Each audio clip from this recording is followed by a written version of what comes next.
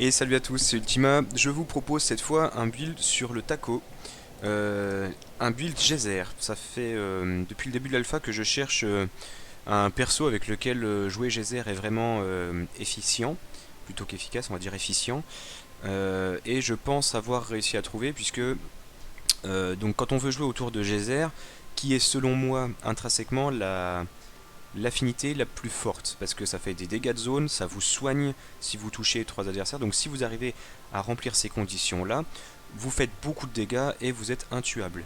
Et tout le principe de jouer Geyser, c'est de réussir à en faire proc le plus facilement possible et le plus souvent possible. Le minimum c'est un par tour, si on peut faire plus tant mieux, et on verra qu'avec ce build c'est possible de faire un peu plus, la plupart du temps ce sera un, mais des fois on réussira à faire deux. L'autre, donc il y a des problèmes qui se posent quand on veut jouer Geyser. Le premier problème, c'est le placement. Le deuxième problème, c'est la pioche. Donc le premier problème, le placement, on joue avec des branches feu et eau pour jouer Geyser, et c'est des branches qui sont assez pauvres en placement. Il y a certains persos qui ont des téléportes, mais c'est souvent des spells qui coûtent cher, donc c'est pas évident de réussir à se placer ou à déplacer les adversaires. On a très peu de sorts qui déplacent les adversaires dans les branches là. Donc voilà, ce problème là, on va essayer de le résoudre avec le brassard n'a queue. C'est-à-dire qu'on va faire en sorte d'utiliser notre corps à corps uniquement dans le but de se placer pour trouver des bons geysers.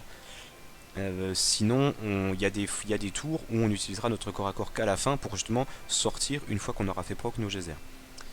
L'autre problème quand on veut jouer geyser, c'est effectivement la pioche, puisque pour faire proc un geyser par tour, il faut jouer 2 spells par tour minimum, donc il faut réussir à trouver un moyen de piocher. Encore une fois, avec les voies eau et feu, c'est pas forcément évident, surtout au niveau des anneaux. On n'a pas d'anneaux, enfin les deux anneaux en fonction des. Enfin, qui proc sur les spells que l'on joue, c'est des gains de PA qui nous seront utiles quand même, mais c'est pas des anneaux qui nous font piocher. Et donc ça, on le résout avec le fait de jouer avec 2 spells de rembobinage et avec des spells de pioche à côté, qu'on utilisera de manière situationnelle, mais qui vont en plus, comment dire, synergiser avec le passif de Taco. Voilà. Donc au niveau des anneaux, l'anneau Strogoth évidemment, les anneaux Fuego et Stromo qui sont là pour essayer de faire proc plus de 1 geyser par tour. Faut se dire, grosso modo, si le setup est en place, si vous n'avez pas de proc des anneaux, vous ferez un geyser par tour. Si vous avez des procs d'anneaux, vous pourrez faire 2 geysers par tour et donc régénérer beaucoup plus. Et enfin, le dernier anneau qui peut bouger, l'anneau automatique, parce que bah, moi j'ai déjà mis les masteries et que il a des bonnes stats overall. Qui plus est, si jamais vous vous investissez dans ce build et que vous allez chercher les dons qui crit sur les spells, alors 5% de crit magique en plus, ce sera le bienvenu. Le brassard n'a que j'en ai parlé du coup de son utilité. Au niveau des compagnons, je vais très rapidement puisque même si on joue beaucoup de sorts, au final on va pas générer tant de jauge que ça, puisqu'on a des spells qui génèrent peu voire pas de jauge. Le gruffon qui est là pour de la pioche au cas où, d'accord. Le maître Egrener, on va jouer très souvent nos mécanismes, donc il nous permet à un moment de réduire, il va rarement faire plus d'un tour, hein. Donc de réduire de 2 le coût d'un de nos mécanismes, toujours dans l'optique de réussir à faire 2 geysers par tour. Le synchroniseur minutieux, pareil, et également pareil pour la championne périmée. Donc 3 champions axés gain de PA, un champion axé pioche, un compagnon axé pioche, voilà. Au niveau des spells, alors, on joue avec les 2 mécanismes pour que la chronophagie ne soit pas une carte morte, d'accord. La gelure qu'on réussira à proc à quasiment chaque tour. Ces 2 spells là qui en fait sont des spells qui peuvent être joués avant, dans les cas où les mécanismes sont encore en vie, avant nos rembobinages. On peut pas jouer les rembobinages dès le début, sinon ils retournent dans la pioche, d'accord. Et ils nous donnent un PA en plus. Cette carte là qui peut bouger, qui éventuellement peut être remplacée par le pendule, je viendrai après pourquoi. Moi j'aime bien parce qu'elle fait des gros dégâts, voilà. Et sur des tours où on n'a pas réussi à récupérer nos mécanismes, ça peut nous faire gagner un tour qui ne sera pas un tour mort puisqu'on fera quand même de très gros dégâts. Pourquoi le pendule peut être bien? Alors on peut penser a priori qu'il est anti-synergique avec le taco, puisqu'en fait le taco, son passif, c'est un pendule amélioré. Le pendule, une fois qu'on l'a rembobiné une fois, il coûte 1 et il nous met 1 dans la réserve. C'est grosso modo ce que fait le passif. Mais justement, ça fait que ça deviendra une carte morte qui restera dans notre main et qu'on ne va pas cycler, qu'on ne va pas piocher. Donc dans notre pioche, il y aura une carte en moins à aller chercher.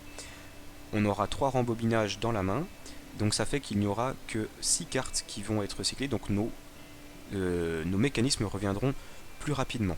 Et c'est d'ailleurs dans ce but là qu'on a mis les 2 spells de pioche. On pourrait croire qu'on n'a pas de problème de pioche, mais en fait ce qu'on veut c'est très rapidement retomber sur nos mécanismes afin que la chronophagie ne soit pas une carte morte. Voilà. Le deck est viable, le deck est fort, et pour vous montrer ça, j'étais au niveau 3 contre les Bouarks de niveau 20. C'est parti.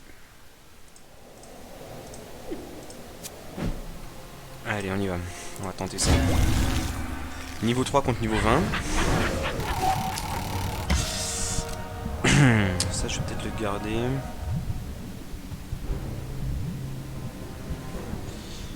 Je vais faire ça même si j'ai pas l'effet chrono. Enfin, quoique si je fais ça, je pourrais pas faire Rambo. Je peux faire ça et ça. Je vais garder ça pour quand je pourrais faire le...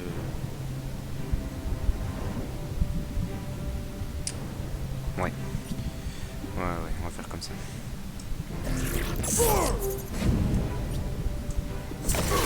Commencer à activer un peu les Rambo. On va pas se donner non plus gratuitement. On a quand même 17 levels de retard. Ok, lui il m'atteint. Ok, donc là, on va pas utiliser notre corps à corps. On va aller se positionner ici. Ok. À partir de là, on peut faire ça. On fait peut-être d'abord ça.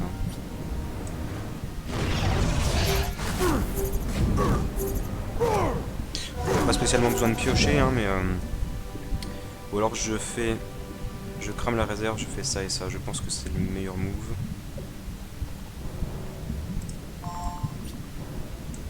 Ça me fait... Ah, je sais pas si c'est le meilleur move parce que je suis full HP, donc là je vais pas régénérer, enfin j'ai régénéré que dalle quoi, donc...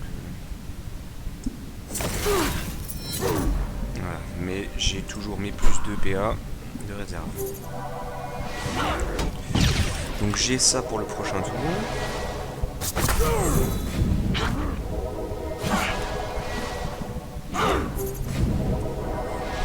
Je perds des HP. C'est normal. Il va rester lui, bon, tant pis. Je vais pas attaquer tout de suite puisque je suis bien placé. Donc j'ai 8, je peux faire 3, 2 et 3.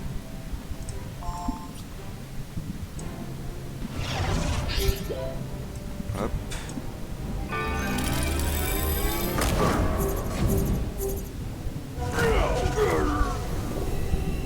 Et 3. Alors je suis pas full life. Et je vais m'éloigner un petit peu, temporiser, voilà. Ok.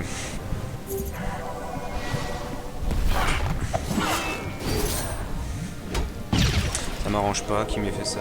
Si lui vient taper, c'est bon. Ok, nice. Je suis low HP, mais ça va. Donc, là j'ai pas mes sinistros, donc je vais d'abord piocher. J'ai pas cyclé sur mes sinistros, dommage.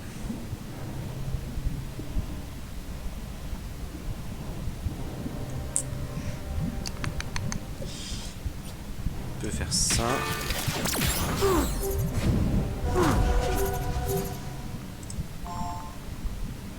Est-ce qu'il n'y a pas un monde où...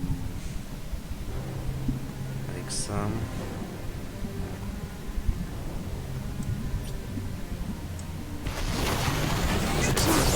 Gâchis, mais j'aurais peut-être dû faire ça avant.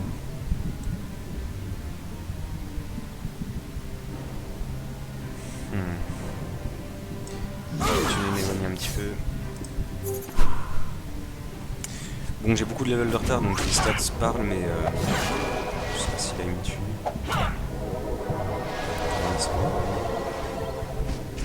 Ok, je suis bien. Donc, je peux prendre ça, mais j'ai pas besoin. Je vais juste commencer par ça.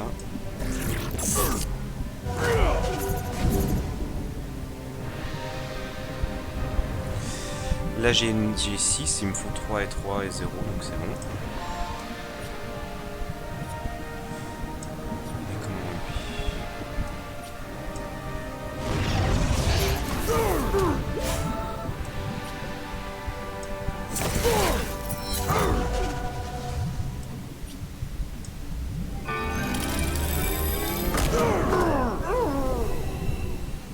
je peux faire ça.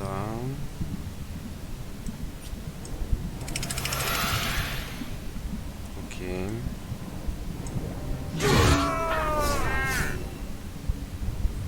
Et je peux couvrir un de mes flancs. On n'échappe pas au temps qui passe. Ok, ça va. Bon. J'ai pas régénéré des masses, mais quand même. Suffisamment pour survivre à ce combat avec 17 levels de retard. Je peux le tuer avec un spell.